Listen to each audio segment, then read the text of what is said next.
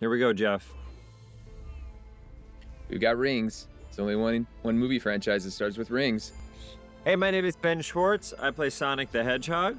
My name is Jeff Fowler. I'm the director of Sonic 3 And 2 and 1. and 2 and 1. And 2 and 1 and go. Oh, it worked perfect.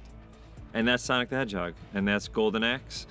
Look at all these classics. How many of the games do you think you've played and beat? I mean, oh, there it is. Sega. Remember the first one where we tried to do my voice 6 times, saying I Sega? still have that recording. One of these days we'll get it into a movie. Ooh, ominous music. Red What does and that black. mean? What could that mean? What does that mean Original immediately film. for the third one? Ooh, setting the tone. Prison Island. Already Easter egg. Easter egg. Yep, Sonic Adventure 2, of which there will be many Easter egg references. Gun. Yeah.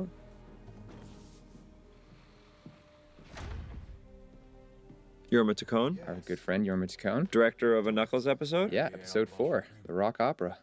He's also attached to a movie that I wrote. I love him. Oh, and we're picking up right where we left off in Sonic 2. Shadow in the cryotube. That popsicle hasn't moved in 50 years. So yeah, really important for this movie, I think, to all of us on the team to just set Shadow up, set the tone for the film up, and just I think we looked at the character and everyone just knows how important his backstory is to the fans, and it was just so important to get it right. And Lila Brown, who plays Maria, just came in and just was a wonderful addition to the cast, perfect Maria. I think she's going to be a big deal someday. And but yeah, all this, since we storyboarded this very early, really wanted this to be, exciting and action-packed, and just set the tone for the film. What was it like auditioning Maria's? Because there's so much. What were the auditions like for that? We were actually got very lucky. So we found our way to Elila kind of through George Miller. She had worked with George Miller on a few things, including Furiosa. She was the young Furiosa. And you could just tell, like, she had it and was a perfect match for the look of Maria from what the fans know. So honestly, if you'd asked me what would I have been very kind of nervous about, it would have been casting Maria, and yet it just really came together quickly. And then, of course, the other bit of casting was Keanu Reeves. Oh yeah, what's the process of that? Just reaching out and pitching him and telling him how much this character means to fans, and how excited and how perfect he is for the role, and how excited the fans would be for him to become a part of these movies. And fortunately, he said yes. So was it a Zoom meeting? What was your first time meeting? Yes. I met him over Zoom with our producers, Neil Moritz and Toby Asher, and we pitched him and showed him a bunch of stuff, and yeah, he got it, and I think was really into it, and said yes. I love it. I was so excited when you told me we got him. It was such a big moment. Yeah. No, I mean, honestly, just the perfect voice for Shadow. Also, by the way, let's call it all the Easter eggs. An Easter egg of her playing the acoustic guitar, the song from, was that Sonic Adventure 2? Live and learn. Yep. Again, just really want the fans to watch this and just see very early that we know what's important to them, and that we're always looking for ways to incorporate it into the movie. I will say, although I guess I would have to watch the first 2 movies again, but We need more guys. I think the first act of this film is one of my favorite acts of any of the. It moves fast. It's so the real first act quick. of this film. Yeah, So it movies are cooks. usually in a 3-act structure, and so in terms of acts, the first act of this film I think is one of the best acts of anything you have done. Thank you. No, I love it. It really moves. Like, we're always considering pacing and with these films. We know we got to move fast. We just want to have fun and tell a great story. And yeah, the pacing is always a big part of that. By the way, remember this beat, you added some more comedy to this. This part Yes. didn't exist, and this didn't exist, and you added it. Yeah. No, it's Sonic's first moment in the movie, and we're always just wanting to make memorable scenes and have fun with things, and it just felt like a very unexpected way to introduce There's a couple of last-second additions you did that made a huge impact. The biggest one, I think, is the first movie with the turtle. Yes. Wasn't initially in the movie, and I think literally defines who Sonic is immediately. Like, takes a slow turtle, lets him go for a ride, puts him down shaking, says Yeah. something funny, and goes. You get so focused on the story and the character arcs, and you really want to get that all working. And then once that's all sort of clicks, then you just go looking for those little punch ups. And you're always an incredible partner with the comedy and with the punch ups, and always up for pitching jokes and giving us a ton of great choices.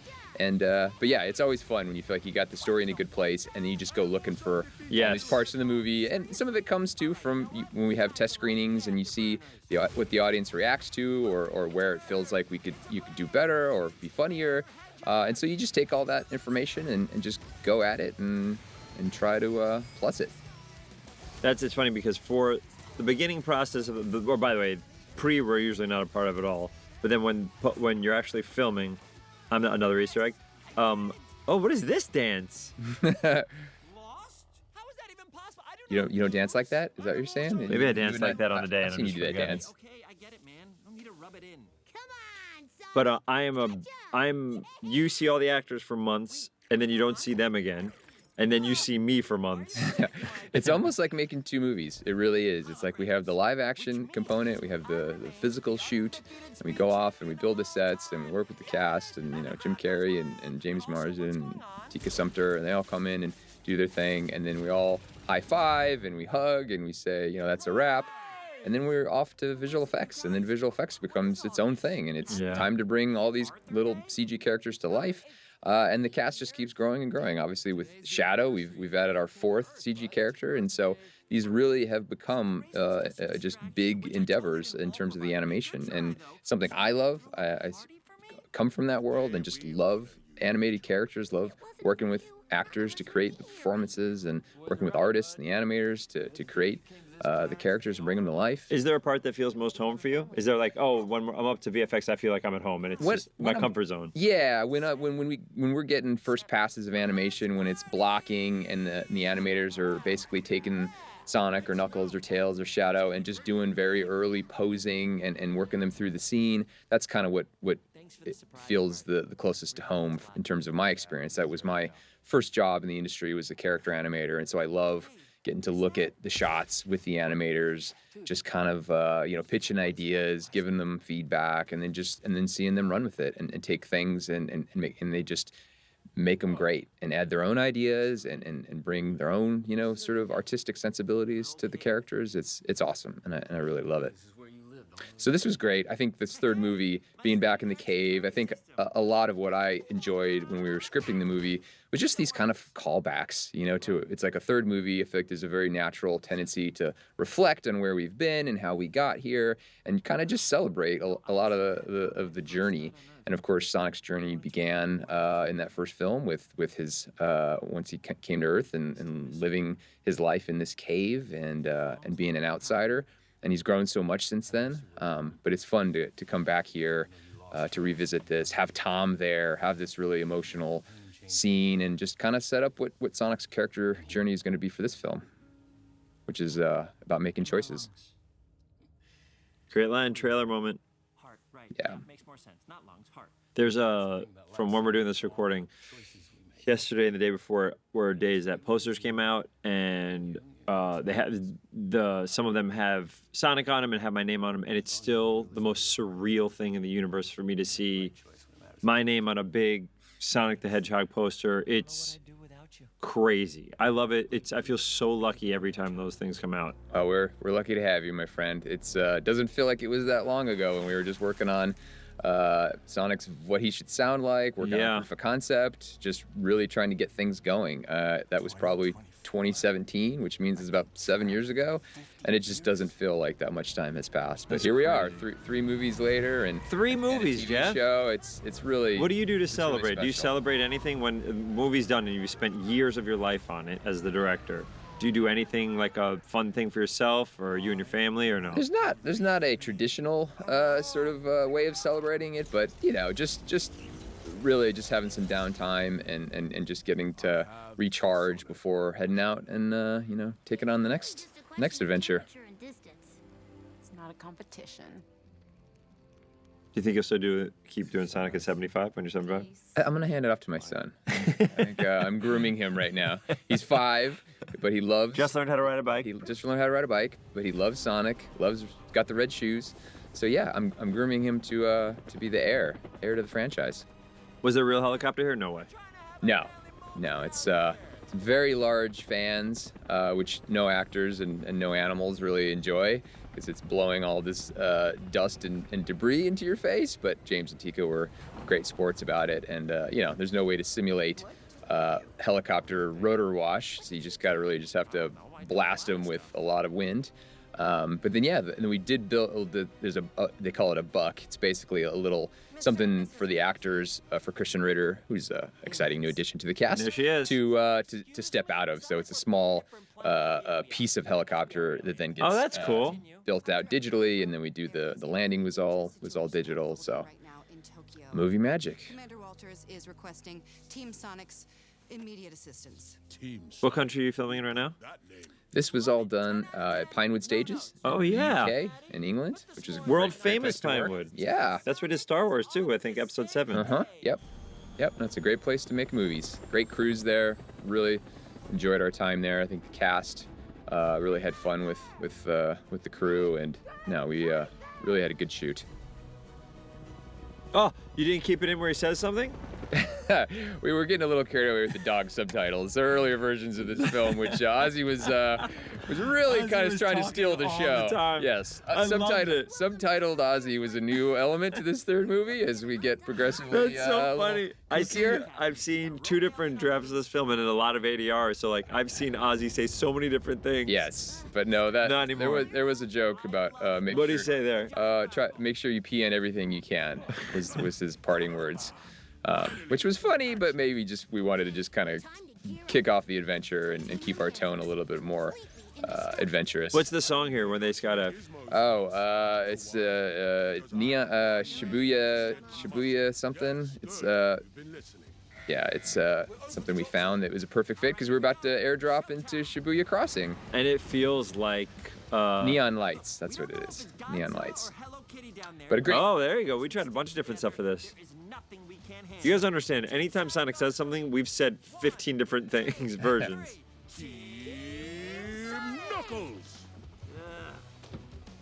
Talk about low budget flights. So another Easter egg. This is how you start Sonic Adventure 2. Sonic is in a helicopter. He's a prisoner of guns, and then he decides to break out and jump out of the helicopter. This sequence is so badass. This right into the next sequence is one of the most, until we get to the third act of this movie, is one of the most crazy action-packed sequences we've ever done. And one of the first ones we designed.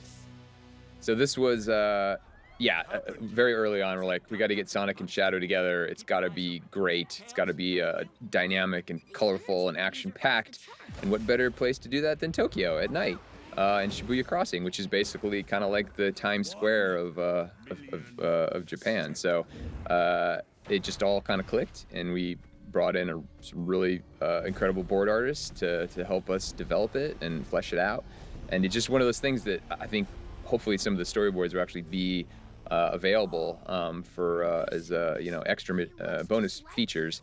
And I think you watch the storyboards and you just realize we made the storyboards. They were so great. Wow. The camera work was so dynamic, and it was just all right there. And we just did it in CG.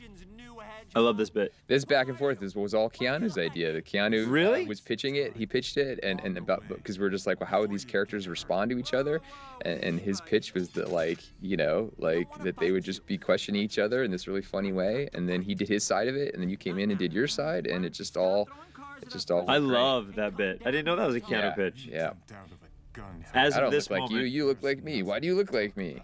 As of this moment, I've only met Keanu once, and it was amazing. I can't wait. I think when we go to London do press, we'll all get to hang out a bunch. It'll be great.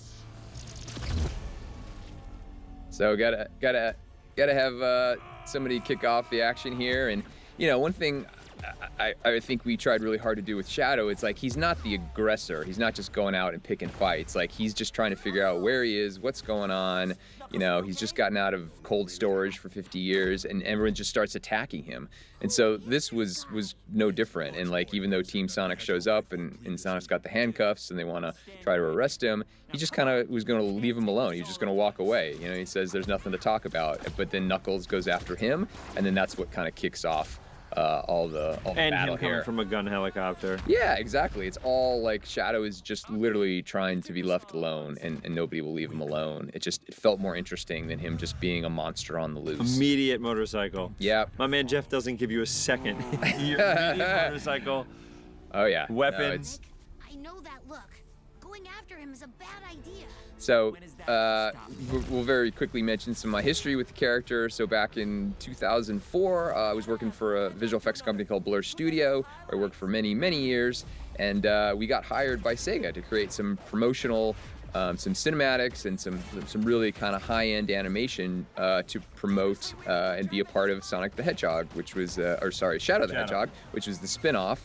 After his sort of breakout debut and popularity from Sonic Adventure 2, they gave him his own game, and so they hired us to create some cool-looking animations. And so, 2004, I got to. How old is Jeff at this time? I was new to the industry. I was probably 24, maybe 25. Wow, and So you were a huge Shadow fan. and I thought Shadow was awesome, and I was so excited to get to work on it. And now here, 20 years later, getting to do the movie version. I mean, you can't write this stuff. It really is incredible, and I feel incredibly fortunate to have had the opportunity and to just love all these characters so much, but to get to bring Shadow into our movie universe is just incredible. Is Shadow your favorite Sonic character? I can't answer that with you sitting next to I know, me, it's man. I mean, pretty mean. that's a horrible question to ask. Akira, Don't make me choose. Oh yeah, can't turn down. When in Tokyo. By the way, it absolutely means that Shadow's your favorite, or else you just would know. Unbelievable. Right in front of me, right in my face. I'm sorry you have to find out this way. I feel like Shadow's a huge fan favorite. Yeah, he's awesome. I mean, he's just. All these characters are so great. They all have their own personalities. They're all so fun and. Hey, another Back to the Future reference. That's Christopher right. Lloyd and Knuckles. Chief Patrick Mac. Oh, you gotta be kidding me. Sonic, are you okay? So another big, huge Easter egg coming up with our friends the Chow, who. Sonic Adventure 2. Well, yeah, they actually debuted in the first Sonic Adventure, and then it became more of a thing in Sonic Adventure 2, and then obviously became very popular, and now they're kind of everywhere. So we figured if we're making a movie and gonna incorporate all these elements from Sonic Adventure 2, you can't leave out the Chow. And it just really made sense. Like, we're in Tokyo, they love animated characters and anime, and really have fun with that stuff, and so the idea of a Chow-themed restaurant just kind of made sense and gave us the opportunity to build this really awesome set, this colorful restaurant with all this just great. I mean, there's so many incredible little our set decorators and production designers and everyone just really built this out in the most incredible way. Luke Freeborn, my production designer. I mean, everybody just had such an incredible time. Commander designing Walters this. just shows up. But all these little, like the salt shakers, they're little Chow. It I looks mean, so you will cool. never even. Inside that giant Chow head, which was kind of like the kitchen. That was Denzel Washington, he said. it's just full of so many great little details. But yes, our friend Tom Butler, who's now three Sonic films to his resume, always wonderful to work with. Just really enjoys coming in and helping out. And now he's going to give us some backstory on Shadow. Wait, so how close to the video game is this? Because obviously Gerald's story is a little different. Yes. So how close the story is this? It's a little different. In the games, Shadow is actually his DNA is given to Gerald by Black Doom, who's this alien, this kind of demon character, and he Gerald kind of makes a sort of a Faustian bargain with Black Doom, and he gets this DNA and creates Shadow. So it just felt a little simpler, or a little just for the purposes of not overwhelming the audience with too much kind of backstory. Right. To just make it a little simpler and to have Shadow have arrived, mysteriously from space as a meteor, and then Gerald just basically discovering him and making the discovery of that the meteor contained Shadow. Wait a second. And then Shadow's we've been on we've Earth woven since Commander the Walters into that Someone story had to because help him escape. felt like we wanted a connection from the present to the past, and so by sticking Walters as a younger military officer in Shadow's era, it just kind of connected the dots in a good way. Hey, you don't have to pay the whole Jackson 5 fee if you have it in a different language, right? I hope it's cheaper when it's when it's a cover band, a Japanese cover band, but yes, very very fun, and felt like the tone was perfect for our little Chow live show. And then we should say one of the themes for Sonic, this one is, if the first one is like trying to find family and the second one is trying to find his team, would you say?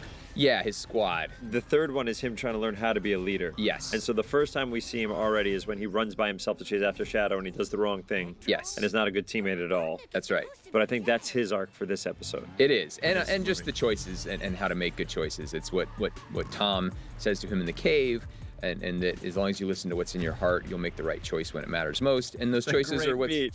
yeah. Now this was a really, as our cast has grown and grown, we're just always looking for ways to celebrate everybody. Lee Majoob's always been such an amazing. Lee is amazing, dude. amazing person, amazing character, and what him and Jim have created together. So we wanted to give him a great entrance, and we know we needed to. I mean, here we are this far into the movie, and we haven't even got to Robotnik or Stone yet. I mean, that's kind of the embarrassment of riches that we have with these movies, is that you have so many great characters, so many fan favorites, and you want everyone to have their moments. And so we were just kind of working our way down the list. Take this. What is it? A key to the most powerful weapon Gund has ever built. Oh, I haven't seen the CG to this yet. Yeah, fancy. That's it for Walters, huh? Hey, you never know. Yeah. I mean, he does keep coming back. So this is in Canary Wharf in the And you UK, said before which making we. this movie, you want to kill as many people as you can, right? That's right. Out for blood. hard PG. That's us. Hard PG. RPG. Almost RPG. All right, so this is where is this filmed? This is in London, at Canary Wharf, and we just Brandon Trost, our illustrious cinematographer, Great just did a cinematographer. great job of just making everything feel all this great neon color and just it just created a vibe, and I think it looks awesome. By the way, it's so funny thinking that that's hiding. There's nobody else that looks like a hedgehog, a fox, and an echidna. Well, that's the last thing you want to get bogged down by, is having to explain or have people I love react to things. I think that makes it even funnier. Yeah, yeah. With some fun little stunt driving. Ooh, here look at in that this- location. Yep. So then this is actually back on stage at Pinewood. We Get Right was supervised and went and shot a bunch of plates in Tokyo, and as did Brandon, and came back with all this great material that we could sort of create these comps. And so we had a physical set there at Pinewood on the 007 stage. which Oh, was very come fun to work on. on. And it was just this little pier set, this little piece. And then, we extended it with all this great photography that they came back with from Japan. I can prove it. Lee is so good, man. Yeah. I think he's been so good in all these movies. I think Lee's so talented. All right, time to get to the man. See what he's been up to since the last movie. Please.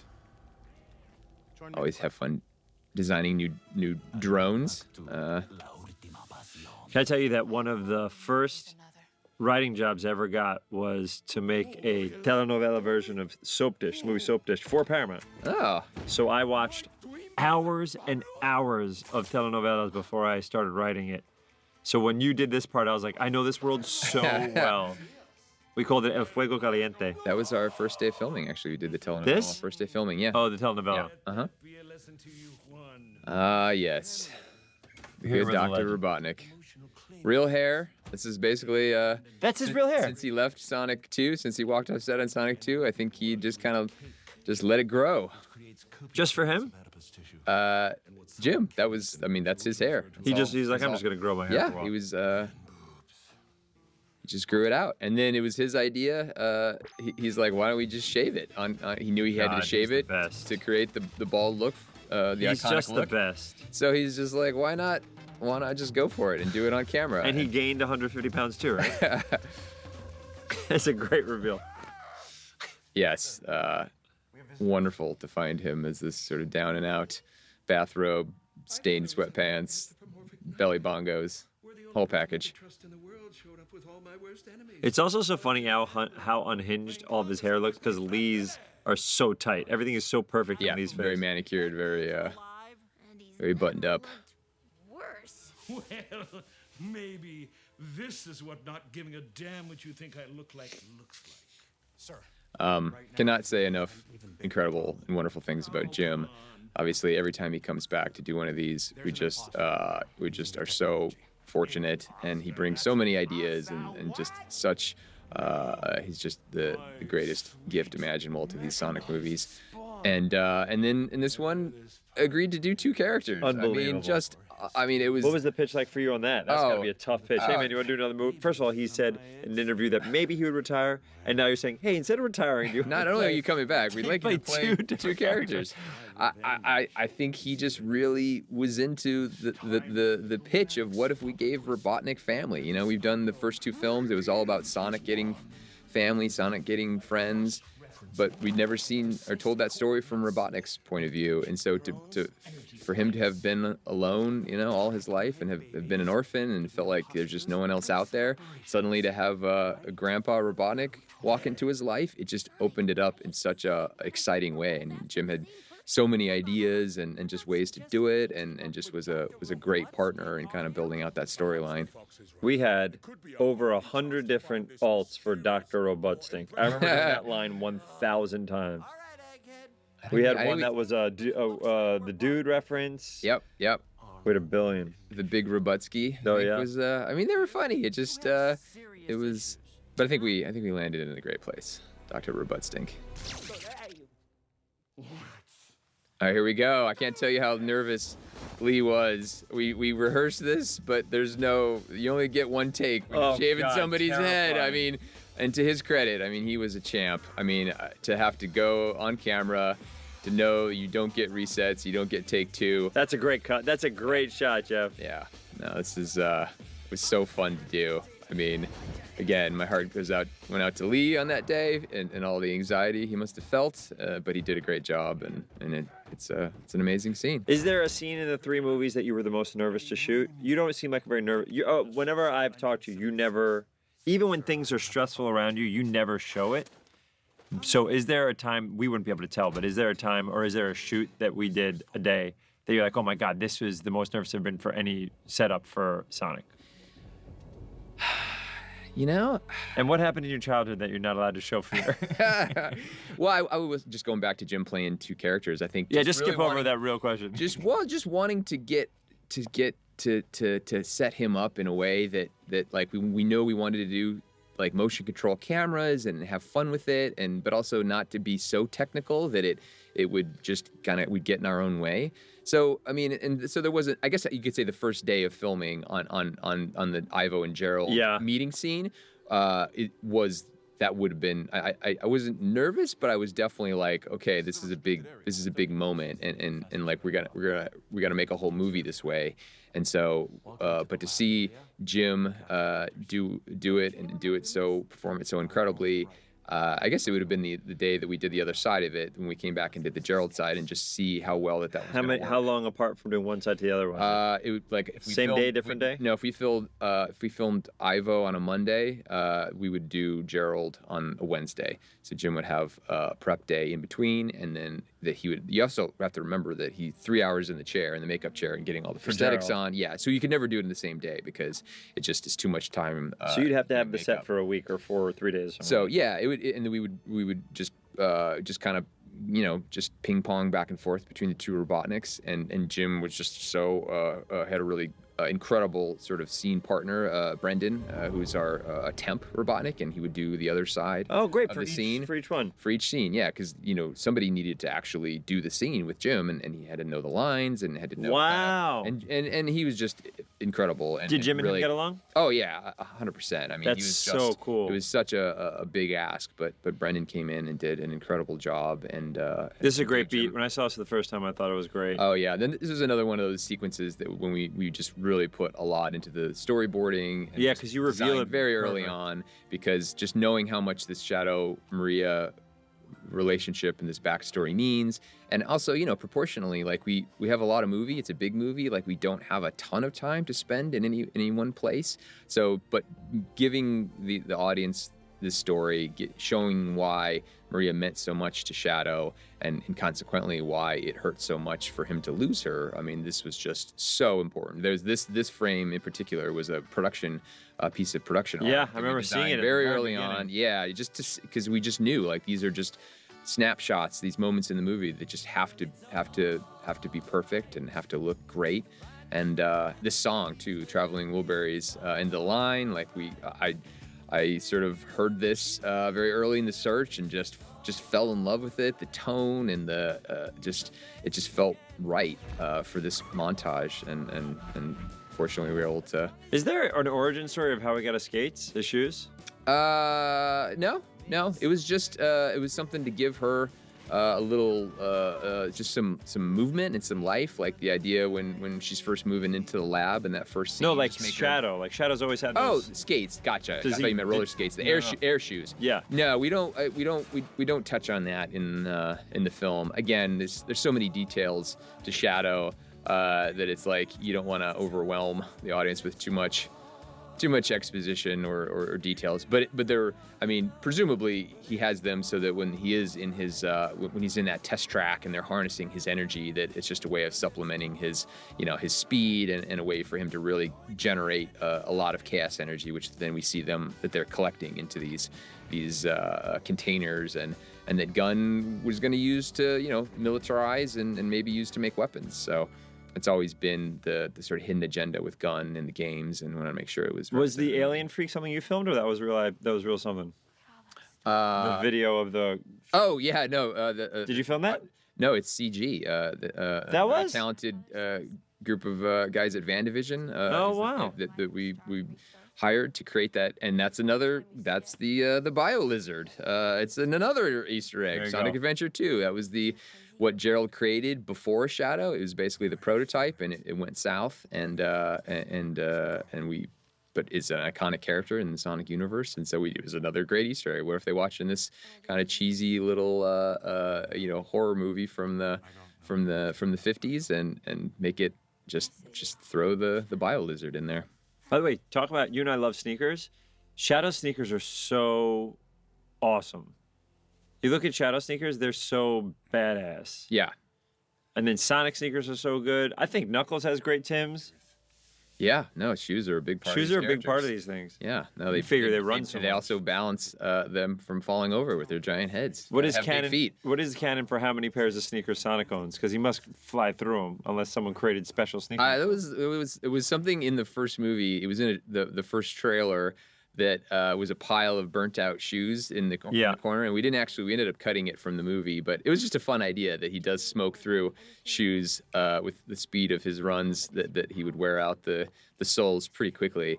So yeah, I imagine he goes through a lot. This is just, I mean, this scene is incredible. Tyson Hess, who's obviously such a huge part of making these movies, he storyboarded this. This was very precious to him. He wanted it to be perfect, so he gave us just some really great boards. I love Tyson so much. I was in a Mario Kart tournament with him all through COVID for 2 years. We played Mario Kart every week for a year and a half, I think. Yeah, no, he's. I should also mention India, one of our storyboard artists that also worked on that scene. It was a two-hander between the two of them. Just did an incredible job. But yes, he just bleeds blue. He loves these characters so much, and he's such a talented artist, He's become filmmaker. each film. I feel like he gets a little bit more. Oh, he's a secret weapon. And, Yeah. in fact, we probably should just delete his name from this commentary so nobody tries to Steal him away? from us. No, I think he loves this Sonic world so much, and would do anything for it, and we love working with him.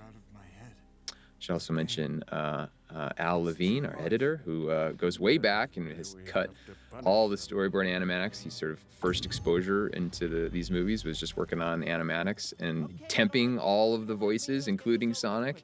and just kind of worked his way up. And when it came time to hire an editor for this third film, I mean, it was just the choice was obvious. Al's just got such great sensibilities and is a really great partner on the filmmaking team. And yeah, he did a great job. Love Al. Good dude. Everybody, by the way, for these movies, I feel like everybody you surround yourself with is such a good person.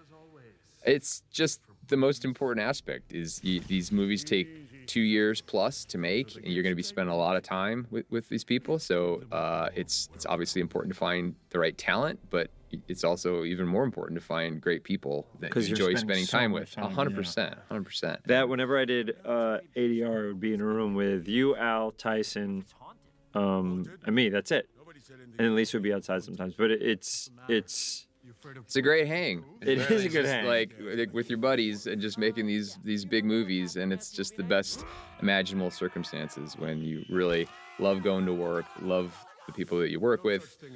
Ged Wright, our visual effects supervisor, is now a veteran of all the Sonic films and the Knuckles TV series. He directed one of the episodes. Who did?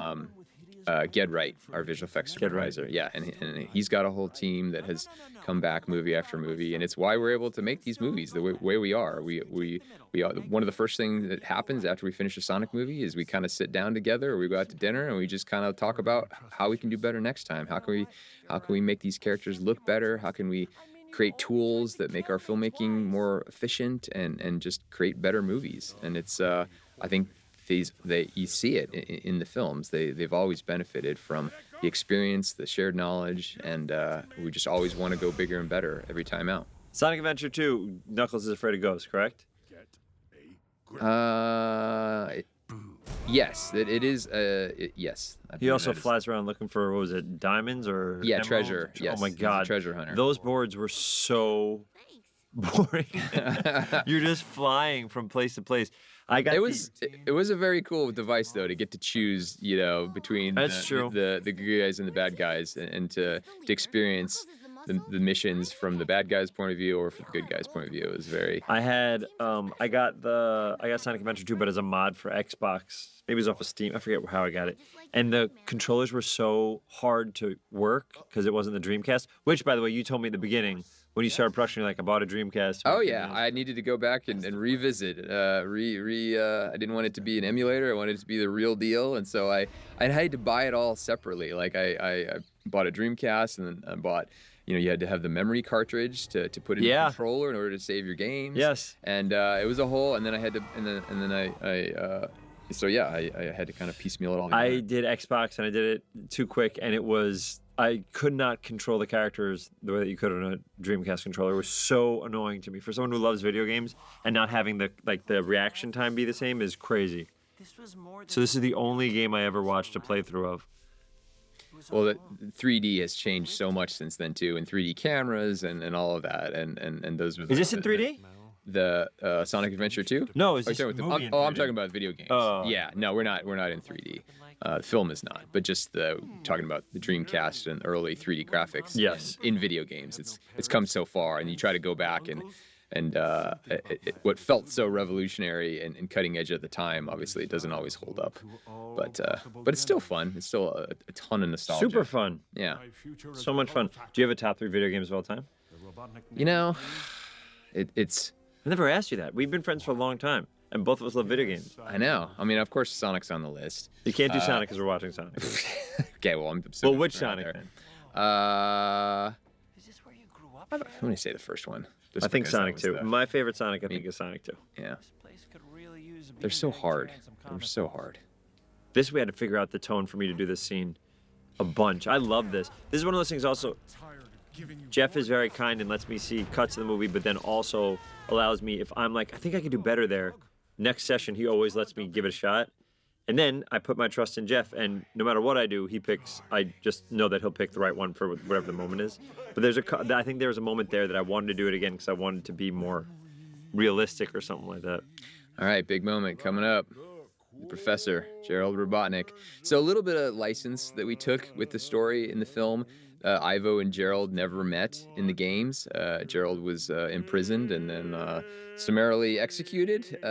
So they never actually got a chance to meet. It was kind of through his journal that he left behind that Ivo sort of learned about his grandfather and Shadow and all that. But how can you pass up an opportunity to have 2 Robotniks and 2 Jim Carreys? You can't. You just can't. And so it ended up getting cut from the movie, although there's a few quick shots of Gerald in prison working on the design for the Eclipse cannon. But the idea is he's 110 years old, but he obviously is still very youthful, at least able to get around.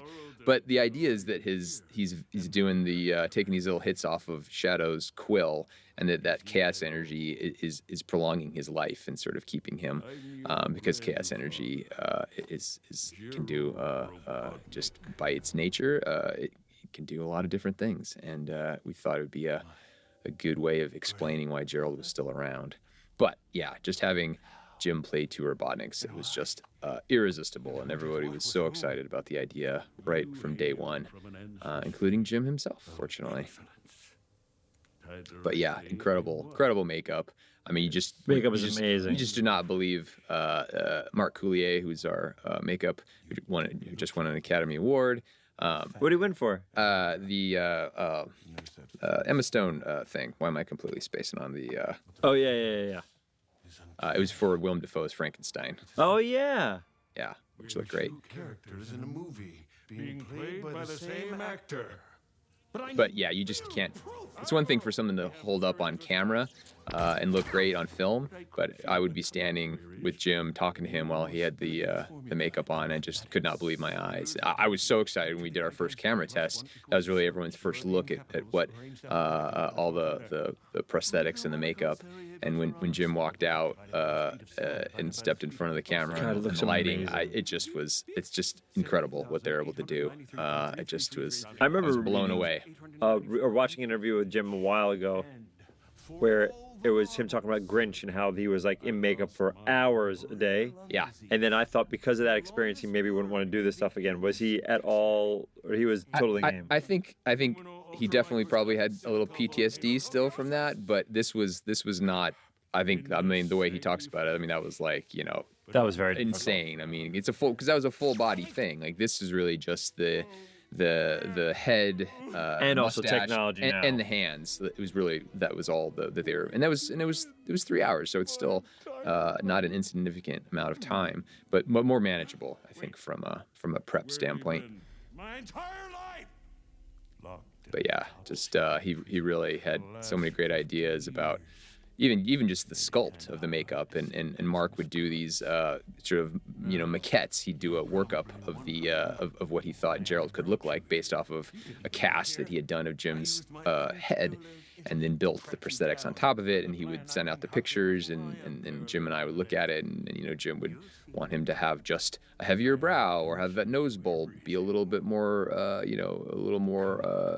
built up, and just add all these features and details just to make it more personalized to what he wanted to do with the character. How do the goggles stay in his head? Is there like a... It's like a glue. It's just a Really? Yeah, they're just glued on. But it works great. I mean, we had straps on the first film. Yeah, I and remember. think it was and it was another example of where we knew there was probably a better way to do it, and then we refined our methods. Chest bump? So great getting Sonic learning of his double Robotniks. Do that on your own time. You sicken me. You must be the long-lost grandson. And you must be another stinking hedgehog. So you're the one behind all this, the Shadow breakout. The attack on Walters. That musty old man smell? How dare you insult me with your unsolicited exposition? Shadow, get the key. Where is it? Ha! Good one, Hot Topic. Do you really think we'd be that stupid to bring the key Have to right give shout-outs to Yep, Idris Elba and Colleen O'Shaughnessy, or just another set of actors who've just brought Incredible. so much to this series and are just so wonderful to work with. I feel like Idris has gotten funnier and funnier. Oh yeah, He I mean, we had kills so jokes much in fun this. on the series and giving, giving him his own kind of little storyline. So yeah, so here's our Easter egg for the gang where Gerald is locked up and his mind is just poured out on the prison walls, and he's just he's using his genius IQ to just stave off the madness, and so it's another just a very iconic image that just lent itself very easily to the film. And Colleen is the super pro. Colleen is like an actual she knows super Dale's. Hall of Famer. It's been like 10 years now, I think, that she's been playing the character. I mean, she knows that little fox inside and out, and just comes in and just nails it. And it's just everyone in these movies is just so. I love wonderful to work also with. because Colleen is like an actual Hall of Fame voiceover artist. I love when she gets to come to these incredible premieres and everybody gets to see and recognize how incredible she is and stuff like that. I'm a big fan of that. Yeah. Oh, Giving love to the voiceover she gives artists. it back. I mean, she does the conventions, she does the shows. Yeah. She's there, signing autographs for fans and meeting fans and taking pictures with fans. It's just the kind of stuff you love to see, that kind of engagement, and that she's out there and just She's amazing. meeting people and taking care of the fans. The fans mean everything. They Real certainly- scary. What is it? Real scary. A black marble or something like that. Yeah. Magic marble. There you go. Ah. Yeah, this was, we've been in this little mysterious abandoned gun headquarters, this lab for a while, and it's like, you know what? It's time to get back to some action, and I really love how this came together, this little black hole sequence, and just the look is so dynamic, and it's a really great little set piece. I just really love how this came together. Trying to reach one of my rings. Got one. Check this out. Trick shot. Come on. Come on. Come on. Come on.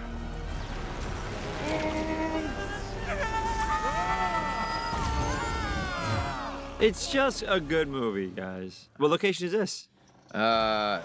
These plates were shot in Norway. Really? Yeah. Oh my god. Somebody better call Google Maps. Colorado by way of Norway. But yeah, when you're on that side of the world, you're just looking for like Gorgeous. gorgeous places. You can just send a splinter unit to go and film some plates and get some material to help the visual effects do their thing. And so yeah, we were all over. We were in Iceland, we were in Norway, we were in Tokyo. We really covered some territory, which is fun. These movies, as the stories get bigger, you Yeah, wanna man. just open up the canvas and create just bigger, more cinematic visuals. I feel like each movie has gotten bigger and bigger, and I have no idea what the fourth would be like. It's gonna be. It's always a bananas. great problem to have that you made such a big movie that you really are like, how do we outdo this? I mean, I mean, going from Sonic 1 to Sonic 2, I mean, just Huge. the globe-trotting aspect of Sonic 2, and had such a great adventure, fantasy kind of quality with getting to do obviously the labyrinth and the Emerald Chamber and the being up in the mountains for the snowboard chase and the Owl Temple, and but yeah, it's always fun to try to outdo yourself. So can't have two Robotniks, can't have his family reunion without having some fun with Ivo, having gone through his whole childhood lacking and missing all this stuff, and now getting to work his way down the list of all these kind of iconic childhood moments, and getting to do it with his grandpa. So it was a lot of work to design these. They were very. I love this. When I saw this the first time, I laughed. Oh yeah, out this loud. is just the best. Gerald as Santa Claus. Does that make us a Christmas movie? I'm not sure if two scenes qualify. Holiday But we have a movie? December Sure. 20th release. So, Holiday you know, movie, give it to us. Yeah.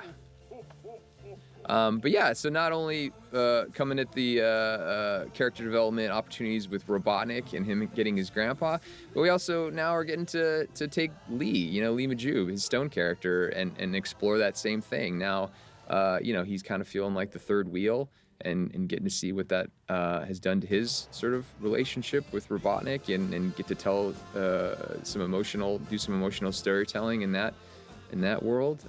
It's just all this stuff just really fit and felt great, that we were kind of taking these characters that people have really grown to love and just making their stories a little more complex. Another Easter egg. Yeah. Music. And done, masterpiece. Don't Alert sweater, amazing. Oh my goodness! By the way, the bit that's about to come up is one of my favorite bits in all the movies. Oh, really? It made me laugh so hard. And then you told me that it wasn't even supposed to be a big thing, right? After the action and adventure of the last few years, Always, used to this. always good to be back in the Wachowski house for at least one scene. Unless it got cut. Did it get cut? The puppet? No. It's Oh, here. thank yeah, goodness. Little Tom. Oh, absolutely. Do you mind? Love that bit. Yeah. This is in the trailer, which is this is a very funny little quick joke. Thank God. Let's go. Yeah, we're in. Really? You're in? Just like that? Yes. It was getting Oh, this so is it. boring without you guys Yep. here. No Here it offense. comes. Boring. No, none taken. I mean, whatever. Just crazy can't take plan my you're eyes off cooking that up, sweater. I yes. mean, look at it. It's fantastic. Great, but first things first. What is that? Little Tom. Is little Tom. I wasn't sure when I talked to James about the idea, like if he was up for a ventriloquism gag, but boy did he go for it and did an incredible job. He kind of did it without moving his mouth, too. I know. He basically ad-libbed all of that and gave us a bunch That's of just what I really was talking funny about. I stuff. love that. Yeah, no, I mean, I hope people have realized it through these movies, but James is a really funny guy. He's so funny. He's so versatile and as an actor. I mean, they both are. Tika is also incredible. We were just so lucky to have them as our mom and dad, as our Wachowskis. What just happened? Congratulations. You just got incinerated by We did a bunch of different versions of this, too. We'll need to shut it down by planning So can't have a heist without a planning the heist sort of montage, and so this was setting up the action that's to come. disable the shield.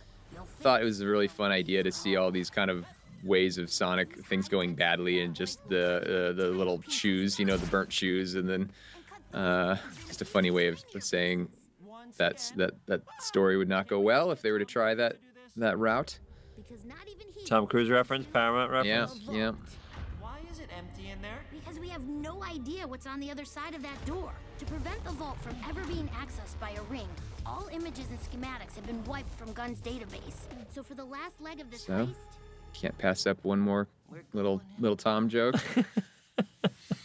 He's got the Donut Lord, he's got Sergeant Sprinkles, he's got the Aviators. Okay, I'm Sergeant Sprinkles, which was in our tests. That's testing. right. That goes started the all whole way thing. back to the beginning. That's absolutely right. Another Easter egg. Yep.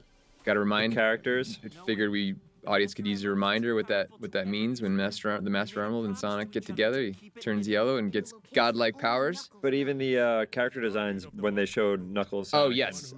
Yep. How did that I like guy- his little Knuckles, little crocheted. I was hat. gonna say, But how just did have a that guy K. Knuckles You hat? can't really see it. He's got a little K on the front of it. So Tom and Maddie were nice enough to crochet. Hey, great Halloween costume for next year. Donut Lord sweater with little Absolutely. Tom. Look at that thing. I mean, the detail is phenomenal. All right, off to London. Team Dark. Did you have a lift for this for real? No, it's just a camera crane, just mimicking the movement that would the platform that he'd be raised by. And then visual effects does their thing, and Is that true? So he just stayed put, and you went like, it's the camera actually dropping down and doing the tilt. and then you take that and image and you that put it right element then gets Oh gets my placed in- God. Uh-huh. Yep. That's so smart. Yep. No, it's I credit the camera department and Brandon for they just know all the tricks of the trade. Right here, sir.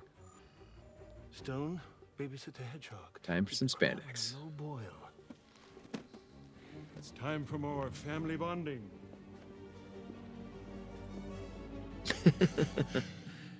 Come on, Shadow. Got fresh avocados in the crab. We'll make guac. Revenge guac. We kept that in, huh? Oh yeah. I love It it. always tested really well. People Revenge really laugh. guac. Yeah. I mean, Shadow is not a comedic character. You don't want to compromise You it, give him like, one but you every got to now give him moments. Same with Knuckles. The Knuckles in the first movie we saw Knuckles, which was the last one. You gave him every now and then. You gave him a nice joke. you know? Yeah, it's like you want these characters to be taken seriously. You want them to be threatening when they need to be threatening, but that doesn't mean you can't have a little fun with them from time to time. These shots. Yeah.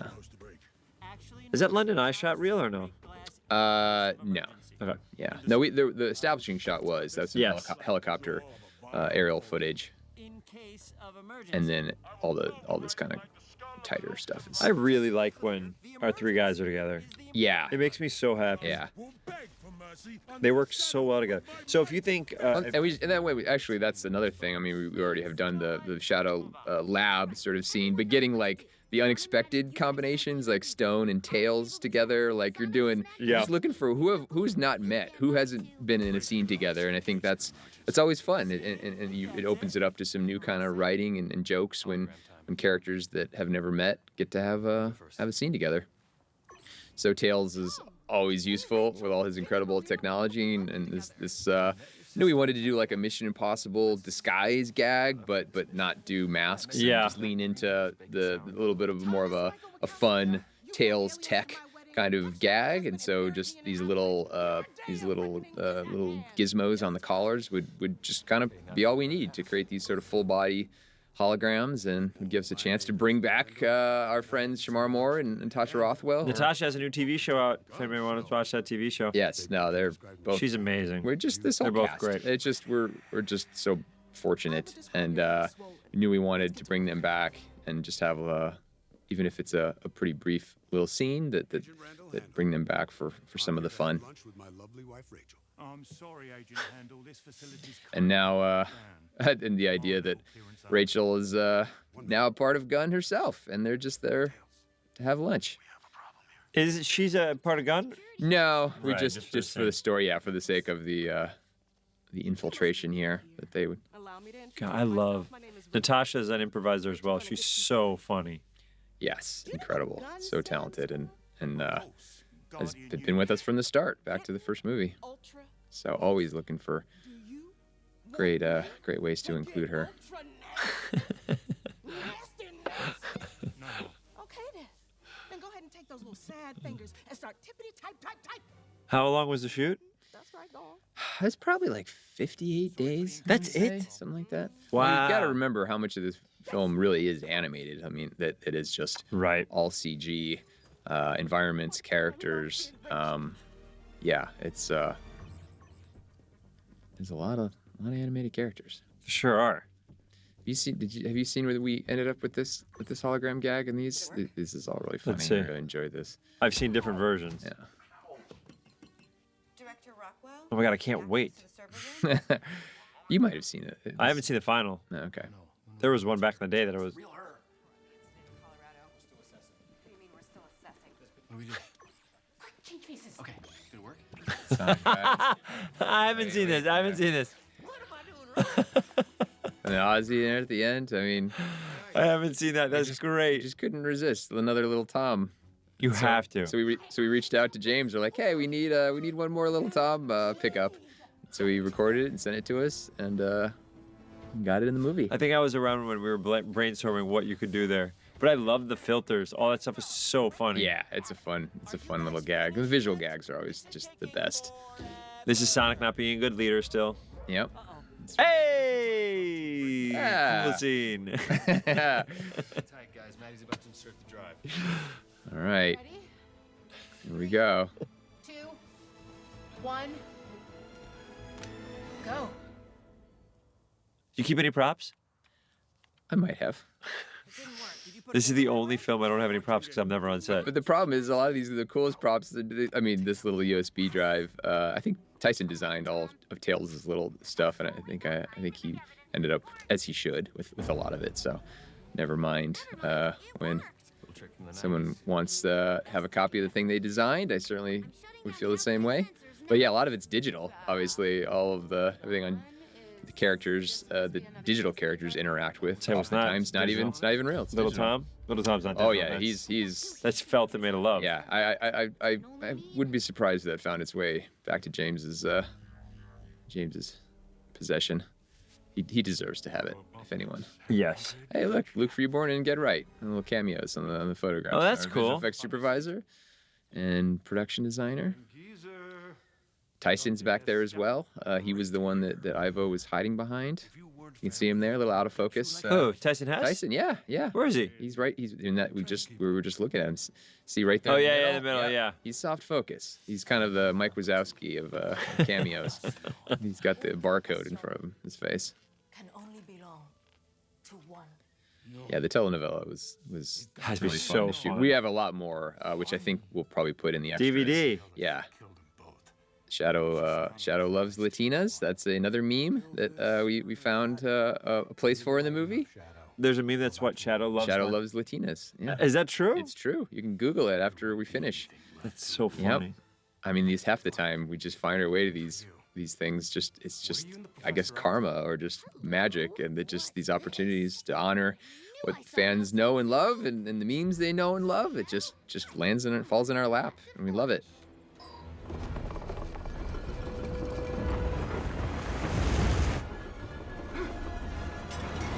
So much for the guac party. Nice. It's a good pun too, like Block Party. I love this scene. When I saw this scene for the first time, I loved it. Yes. No. This was. Was this We've one? all seen laser scenes in movies and breaking into places and heists.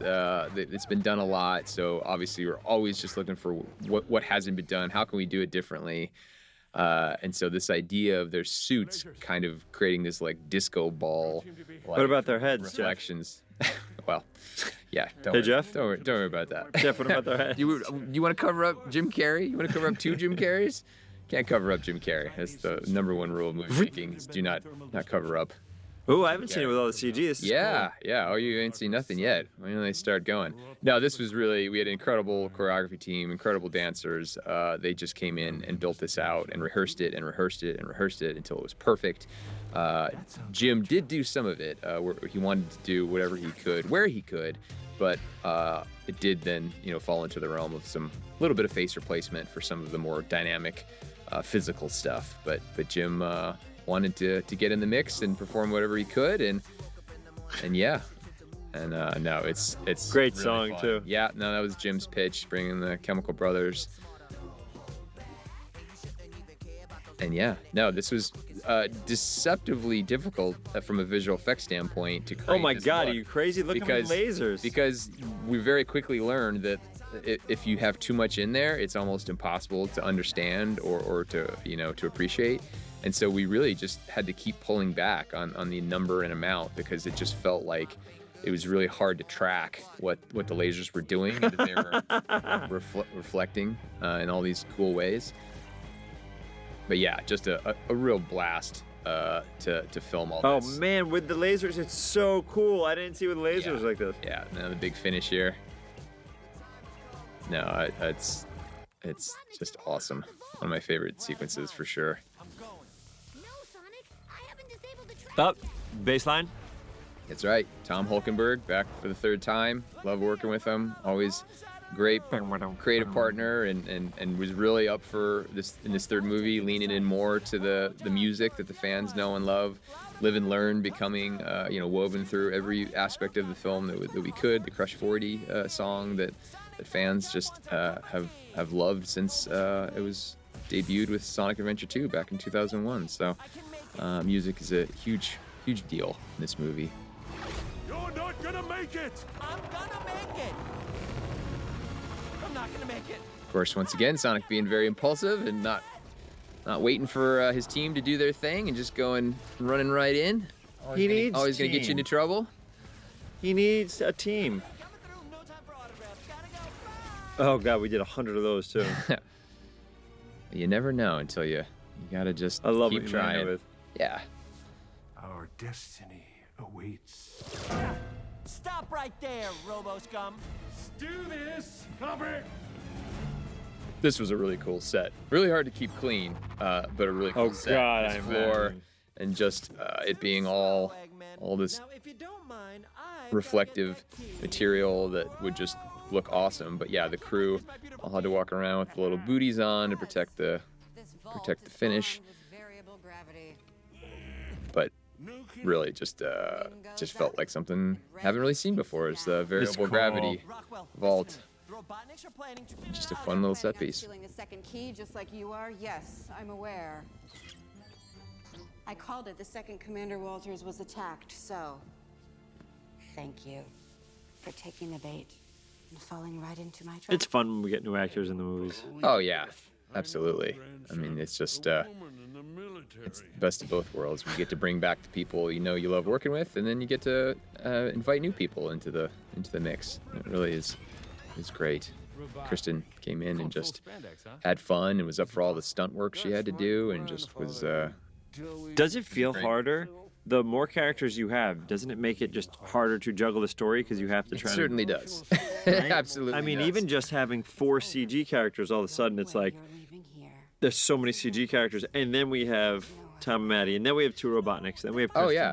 Well, and that's why what we were able to do with the Knuckles series, where everybody just loved Knuckles and what Idris had brought in the second movie, and then right around the time that he becomes an ally and becomes part of the team, movie 2 ends. We have the baseball scene, and they're all finally together, and it's Team Sonic. And then if we hadn't done the Knuckles series, we would have just gone right into this, and now Shadow comes along and is the new thing. And so you don't want these really great characters to just get kind of sidelined, or you just want to give more of them, because the fans are really into them. So that was really fun, and to get to dedicate a series and bring back and also give Adam Wayne, Pally, of course, and Adam's Pally, so funny, amazing.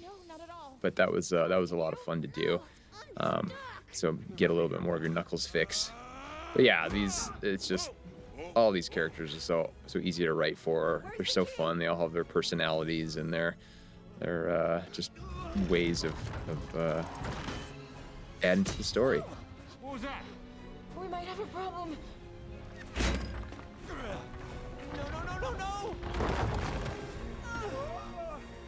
That's a cool sequence as an actress. Yeah. So a little bit of stunt harness work, and not easy to do. Being in a harness. The worst. Have you ever had to go on one? No. They're the worst. I suppose I should have, just to know what I'm asking of. You, by the way, you should. I like that idea. Yeah. I've had to go in harnesses for a bunch of movies now. And one time I had a stunt where I had to fly, and they said we're gonna do it at the end of the day. So I ate a big lunch, and then they moved it right after lunch, and I was so close to throwing up the whole time because all your weight is put on your stomach. Yeah, of course. This is really fun, this little slug movement, which was a joint effort between the storyboard artist Doug Olson had done a really great job of building this out in the boards, and then the stunt team, Eunice was our stunt coordinator. She did a great job of realizing it and coming up with a rig in a way, because it's really hard to do. You couldn't do it on your own power, this kind of slug movement that Jim's doing, and so they came up with a little harness that would kind of not do the movement for him, but would just take some of the weight off, so he could really just. Oh, that's cool. Yeah, it was a really cool rig. The stunt department came through big time. Especially, I feel like this was such a big stunt endeavor, and the whole stunt team just really did a great job with all the pulls and the lifts, and it just is always fun. You get to, as much fun as we have designing action for the CG characters, we have these whole, squadrons of talented stunt performers that can come in and give us great stuff too. You thought he was dead, but there he is. Yeah, so I think this is a story point that in hindsight feels like, oh yeah, it is maybe not obvious, but just makes a lot of sense. But the idea, we knew we wanted to work to a point where Shadow, Tom gets hurt, and Sonic is now suddenly put into this situation, or experiencing the feelings that Shadow has felt, where the person he cares the most about in the world, something happens to them, right? So that happened to Shadow with Maria, and now we need Tom to get hurt in a way that's going to sort of create that experience for Sonic. And we know we wanted Shadow to be responsible, but you didn't want to have Shadow just hurt Tom thinking it was Tom, because that just sort of, it would be too belligerent. It would villainize, I think, Shadow in a bad way. But him going after Walters, who he holds responsible for what happened to him in the past, that was suddenly way more believable. But the idea that this hologram, it's not really Walters, it's Tom, and Shadow's inadvertently hurt Tom, and Sonic thinks that Shadow just did it, is now given us our fuel for this sort of third act, where we're putting Sonic in a darker place and taking him somewhere that we haven't seen before. And you also said you always wanted to kill Walters twice in the same movie. I've just been looking for excuses. Ways to keep killing. No. But yeah, once we landed on this and this hologram gag that Shadow thought he was going after Walters, but he accidentally is hurting Tom.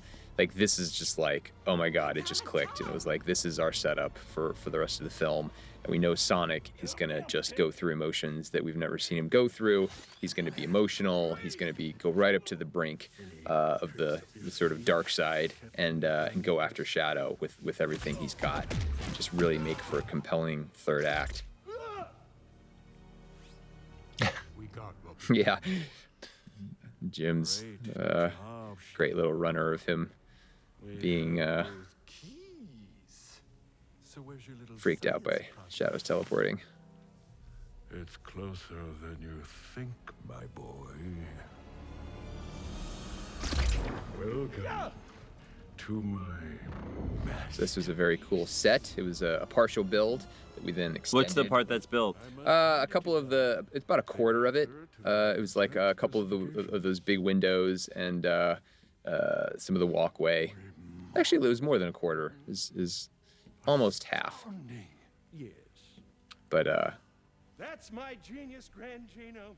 yeah, it was such a cool sort of set for all of this third act stuff. I mean, just getting to go to space, and again, just following the blueprint that Sonic Adventure 2 had laid out for us, where the end of the game is all in space, and it's on the Ark, and which becomes weaponized and into the Eclipse cannon, and just knowing we wanted to make Sonic and Shadow go super again and use the whole planet as their battlefield and use space as their battlefield. Are those outfits from one of the games?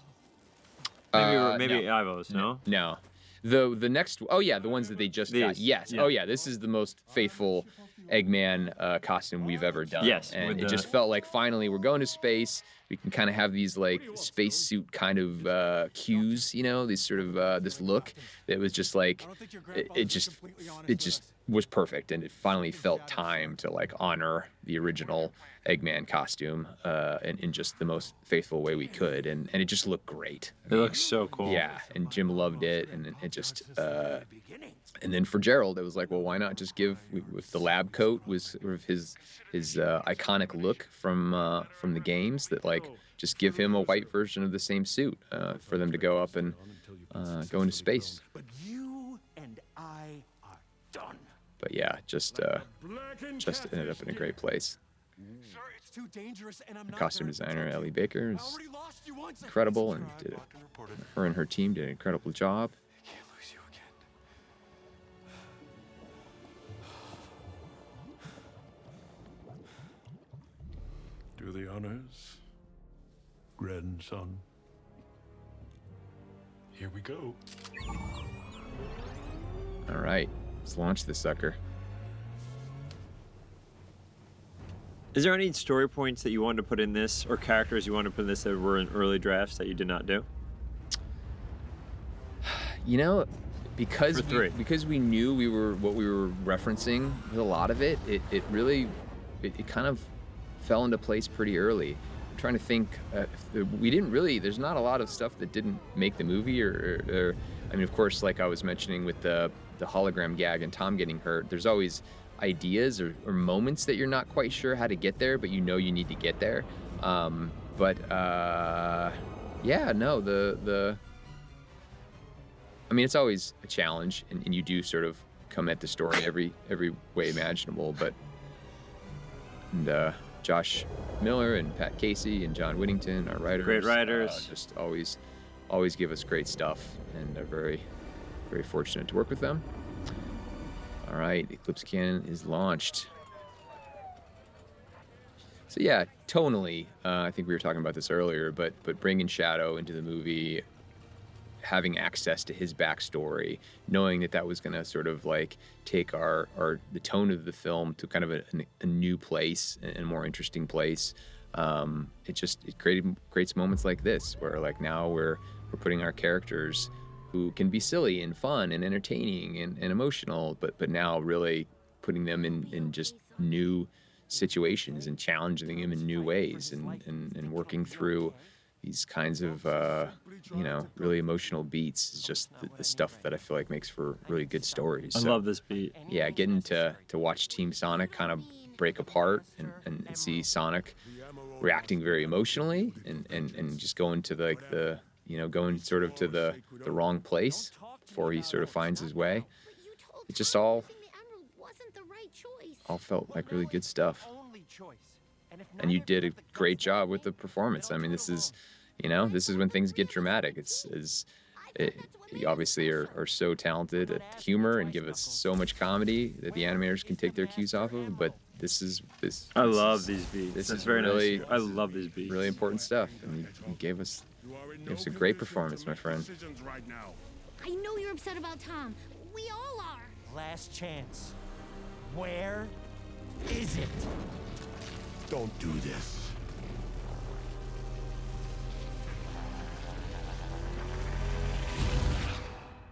Part of our oath is to trust each other, and I must abide by that promise, even if you have chosen to. There's only one kind of Sonic alumni that we haven't seen yet that we're missing, and I think he might be coming up right now. The turtle again? The turtle. That's right. Knuckles gave the Metronome to the turtle. That would be hilarious. No, Wade Whipple. Who had his own TV show and then gets to come back for. I love this. Also, I can't imagine Pally knows how to rollerblade, right? He was like Bambi on ice. Yeah, what a absolute mistake. Yeah, he was. That looks unbelievable. Like My goal? Pretty sick, right? I'm here for the emerald. on his coverage, like he's not wearing them there, right? No, I think it was took long enough to take him on or take him off, and I think you'd also know if he was standing there versus trying to stay balanced. So yeah, no, he wore them the whole time. That's so funny. He obviously has never rollerbladed before. Yeah, oh yeah, that's all that fumbling is authentic. I love that. I love him so much. National emergency broadcast. A spacecraft designed by the agency Gun has been hijacked and launched out of the River Thames. Ooh, all these plates are gorge. All residents are urged to seek immediate shelter. Did you get a plate from New York? It may or may not be stock photography. Understood. If you only need one shot of something, it's not a great, what are we doing great here, use guys? of, yeah. Mustache? Yeah. Solar panel mustache? Always looking for reasons to bring in the iconic Robotnik look. This stuff is just awesome. I love being up in space and this set just being open to seeing the world below and all that depth. And you guys really went to space, right? Most of the budget is just you guys that's right. flying to space. That's right. We were very lucky. You said you lived on Mars for 2 weeks. Fine? Good? It's a long trip.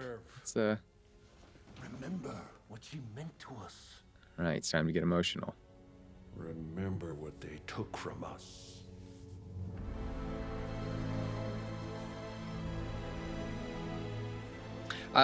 You were asking about sort of ideas and stuff that didn't make the movie.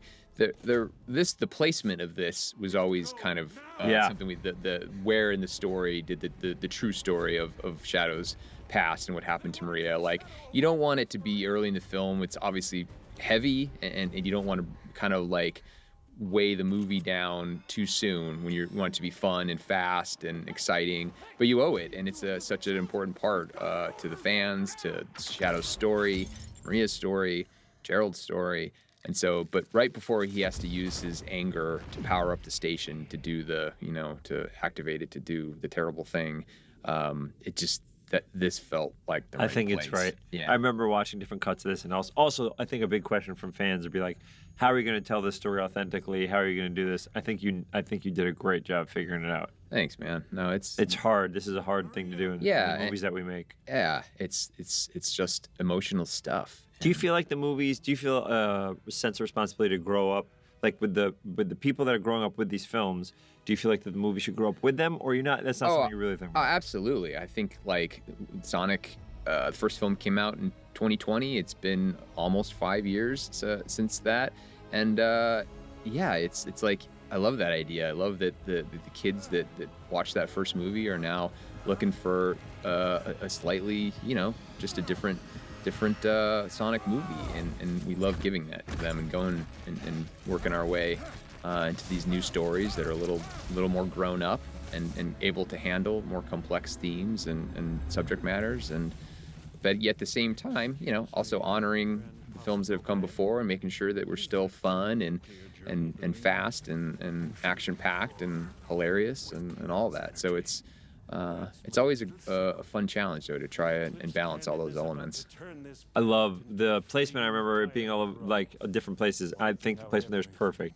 You need it right before that moment. Yeah.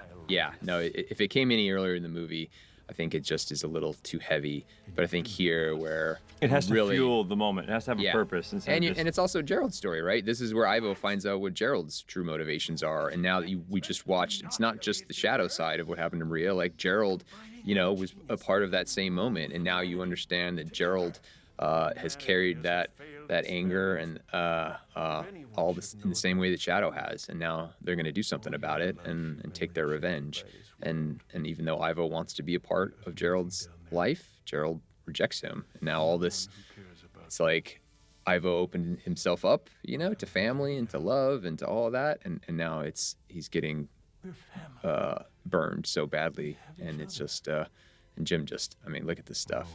He's incredible. This feels like two different actors in a scene delivering great performance, and it's the idea that it's one actor working both sides of it is just a real testament to what an incredible talent Jim is. The only way to give Maria's life meaning is to destroy the world that took her from me. So I'm burning it all down! It's done. Good work, Shadow. I'm prepping the firing sequence. The weapon will be fully charged in 10 minutes. It's almost finished, Maria. You will have justice. I'm so curious what his character will be like in future movies if we get to do him. Shadow? Yeah.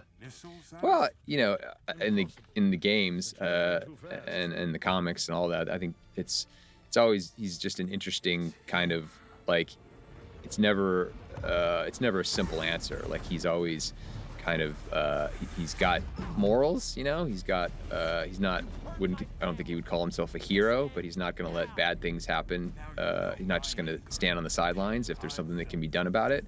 But he's also not just going to just sign up for Team Sonic. I mean, it's just not who he is. He's not going to become part of the Wachowski family, right? Like, he's going to be his own thing. And he's just going to be kind of a lone wolf. All right. Let's do this. I mean, all this imagery, all this awesome action, this battle of the gods, like, it's been so hard as we've been starting to share trailers and commercials and imagery from the film. We've been holding this stuff back because I think it's just, you want people to experience it in the theater and not have it spoiled for them. But it's always hard because this stuff it just looks so great. It's a little Matrixy, that moment. Oh yeah, absolutely. You got Keanu, you're gonna do a Matrix reference. God, this stuff is so cool. Yeah, I mean, you've got two characters with the power of gods. It's a fun thing to take out for a test drive. Oh, I haven't seen it with all the CG. This is amazing. Yeah, no, I'm very excited for this sequence and oh my God, do this in visual effects. What's happening?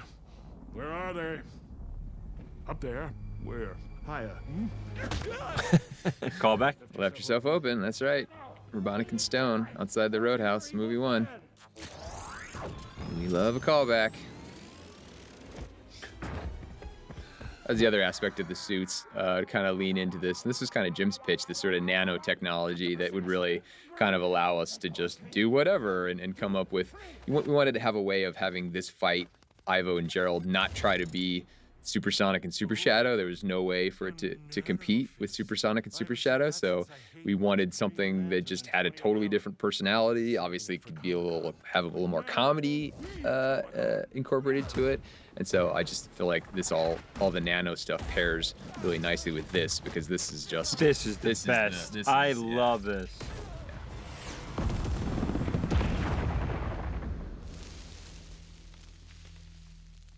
Where are they now?